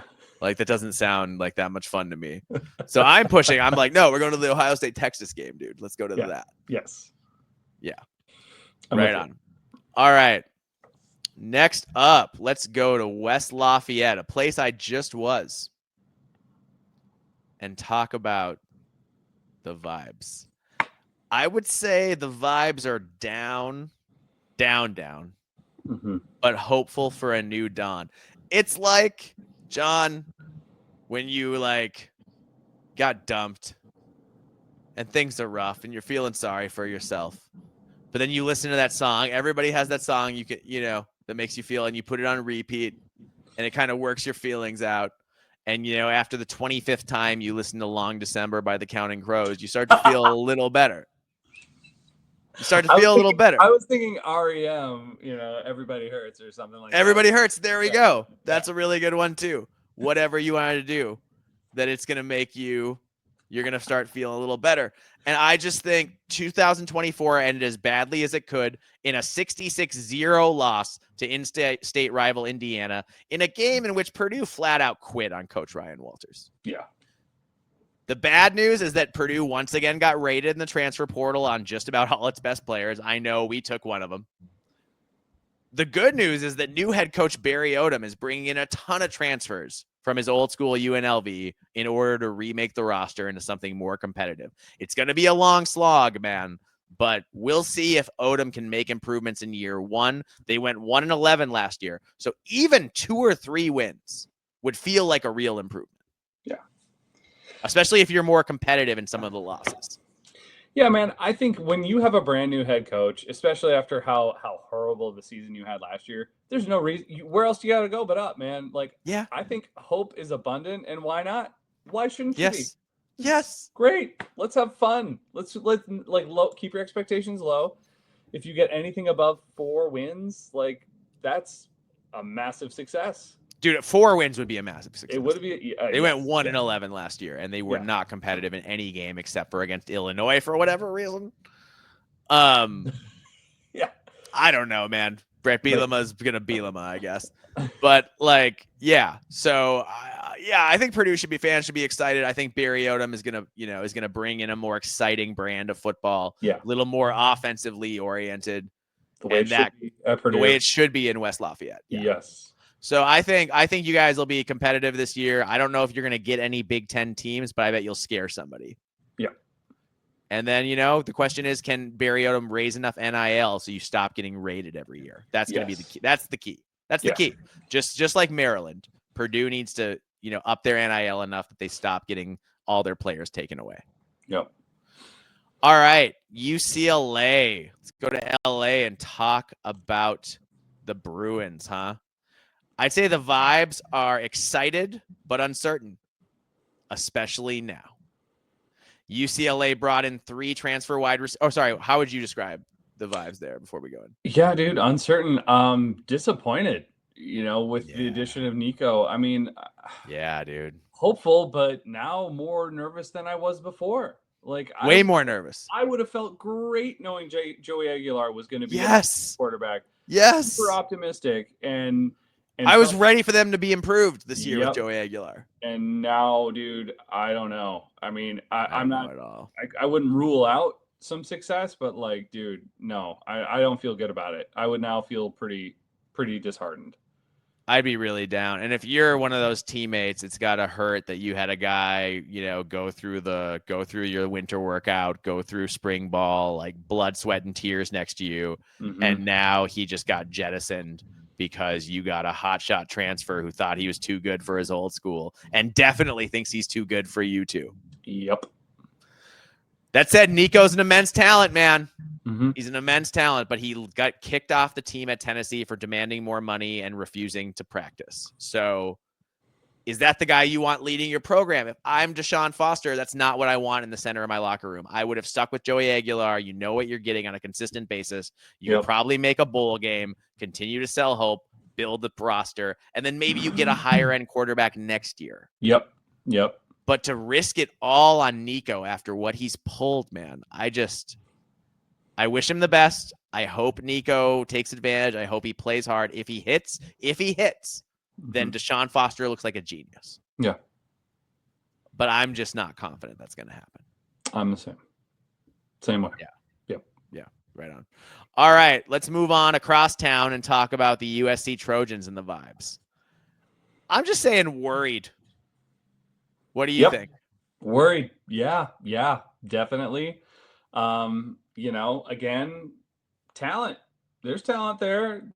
There's it's USC, but your head coach is incredibly questionable, and so is your quarterback.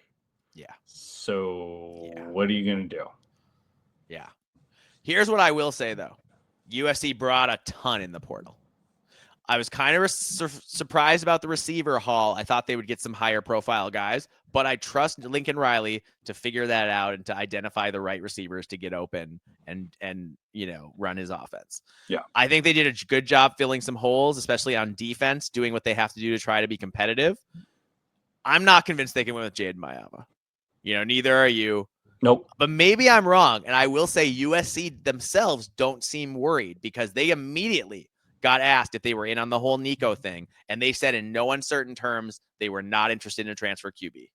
So that says Lincoln Riley is confident. That said, Lincoln Riley was confident last year, and they went 4-5 in the Big Ten. Mm-hmm. USC also only brought in a couple transfer O-linemen, and that surprised me a little bit after the way they struggled last year. I thought they might bring in 3 or 4 O-linemen, not 2. I do like what they did at DB, though. So they should be decent, but not great on defense again. It's again, do you have someone to throw to? And is Jaden Mayava going to take a step forward? Yeah. It's like USC is the same. In a way, they're kind of the same as Nebraska. Yeah. In the same spot. Yeah, a little bit. I agree. And I think it's not even, I'm not worried about their wide receivers as much. But because or Mayaba having someone to throw to, it's can Mayaba get the ball to them without having it being picked off because he's throwing up freaking ducks every other play, you know, like a game of 500 ducks, dude. I mean, it's 300 throwing it up. like it's rough, really. So yeah, man. And I got to see that offensive line improve, that pass protection better improve too. So yeah, you know, but yep. No, I'm with you. I am with you. I think it's definitely worried. All right, let's go to our last school, John. Go to Seattle. Talk about the vibes with the Washington Huskies. Did we do Northwestern already? We didn't, so that'll be our last one. Not Sorry, okay, my bad. Not our last one. Second to last. Thank you, John. Yeah, good work. Wait, we also didn't do Rutgers. Oh, we didn't. Oh my God, I didn't write. Yeah, okay, my bad. Fully my bad. That's okay. We got it. We got time. We got time. We'll do it. We do. We'll go a little fast. We're good. So with the Huskies, I'd say feeling relaxed and excited. How are you think they're feeling? Yeah, I think so too. I think there's a lot of pieces coming back. I think their quarterback is really exciting. I think that they've got some good receivers coming through. I think their defense looked better than both of us were expecting last year. Yeah. And obviously now hiring Ryan Walters, I think there's potential that it could look better, but there's also potential that it may look a little shaky sometimes. But I'm not really super worried about it. I think Jed Fish did a good job. They exceeded our expectations last season, and I think he's going to be able to build on that, and he's got the pieces there to do so. I mean, as of right now, ballpark, you know, I could see 7-8 wins, and I wouldn't be afraid to throw that out there, really. Oh, yeah, dude. I think QB Damon Williams showed at the end of last year he's a dangerous dual threat option. Yep. He should only get better in his first full year as a starter, and he's got star running back Jonah Coleman right next to him. Exactly. Yeah. So with Williams' running ability and his speed, the defense will have to respect the QB keeper, which should open up lanes for Coleman to go crazy. I think Washington's going to have an elite running game. Yep. And also for receiving, like I don't love the Omari Evans get from Penn State. He wasn't good there, but I'm worried about their depth. But with Denzel Boston at the top for his senior year, I think that they have a go-to guy. Yes, so they should have an elite defense and a go-to wide receiver. You can build an offense around that. Yep. Yeah. You can. So I think that's really encouraging for them. I'm more interested in the coaching changes than I am in the portal additions when it comes to Washington. Gone are the Nepo baby coordinators and OC Brennan Carroll off to work for his daddy, Pete, and Steve Belichick off to North Carolina to work for dad, Bill, / be North Carolina's next head coach in waiting. Maybe. Could be. So anyway, Ryan Walters failed as Purdue head coach, but does he have what it takes to be a great defensive coordinator again? I worry about whether Washington has the personnel currently to run Walters' preferred man press defense. So I will be watching the defensive backfield of Washington early in the season like a hawk to see what kind of coverages they're running and whether they are effective. Because given the explosive nature of the running game, a good defense and passing game of any kind would render Washington a really tough team to play against for anybody. Yeah. Yeah, I'm with you, man. I just think this is going to be a competitive team. I think there's a lot of reason to feel optimistic. I think they could, they're going to scare a lot of teams other than Ohio State and Oregon. I really think they could beat anybody in the Big Ten at this point. Maybe Illinois would be the other team, but I feel good. I think the vibes are good. I think they have every reason to be. Jed Fish is, building this team back up, and Washington never stays down for long, man. They're kind of like that roller coaster where they have the high highs and then the low lows, but they always come back up pretty quickly, just within 2 to 3 years. So that's where I'm at. Feel good. Yeah, I agree. I think they should feel really good. Washington's in a really good spot. Jed Fish is doing a good job. Yep. Go to Northwest or go to Evanston, talk about Northwestern and the Cats and the vibes there. Yep. I would say tense, like the end of a dramedy. You don't know for sure what's going to happen. You're pretty sure there's not going to be a happy ending, but you've had some really good times along the way. So that's how I feel about it, John. How are you feeling about it? And just tell me all your thoughts on Northwestern. Yeah, to me, it's like the first season of Game of Thrones. Okay. You I had like Ned this. Stark, who you love Ned Stark. God, he was just killing it. He was doing so Yes. good. Everything was moving in such a great, wonderful direction. It Oh was. man, like you're just cheering this guy on. It looked like everything was going to be fantastic for this guy, right? Mm-hmm. And then it just abruptly comes to a horrible, horrific end. Yeah. And Northwestern, with David Braun winning Big Ten Coach of the Year his first year, and he deserved it. But very next year, it just all comes crumbling down. And this year, I just don't have a lot of hope that it's going to get much better.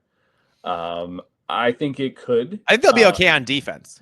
I think they'll be okay on defense. I think they could win maybe another game or two, but I don't think it's going to be to the point where they're going to be satisfied or should be at this point in time. So, which is too bad, but that's where I I'm just at don't believe in Preston Stone at quarterback. I don't either. He lost his job last year, and he had every chance to keep it, and then he lost his job, and the guy who replaced him took SMU to the playoff. Yeah. So he was set up to succeed, and he failed anyway. Well, I just And don't know that's just really upsetting. Yeah. Oh, they lost. Henning and Kurtz are gone, right? They graduated. Yep. Yeah.